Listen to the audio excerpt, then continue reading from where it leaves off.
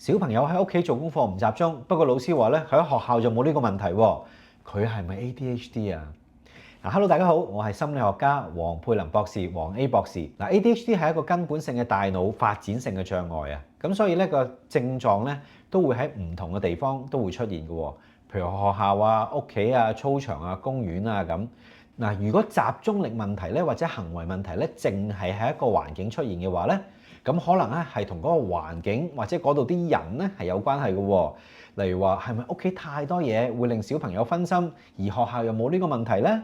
會唔會喺某個家長嘅管理方法，可能佢太縱容小朋友，令到佢有呢啲行為問題出現呢？另外啦，會唔會小朋友喺屋企或者個學校咧個壓力咧太大咧，而影響呢個集中表現啊？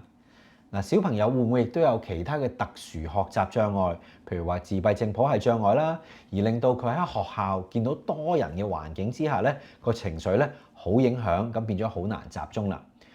以上嘅問題咧都要逐一去拆解嘅喎。如果有懷疑咧，就要早啲見專業人士，揾出問題嘅根源，對症下藥啦。多謝大家收睇，請 Like、Share 同訂閱我哋嘅 Social Media 同 YouTube。下次再見，拜拜。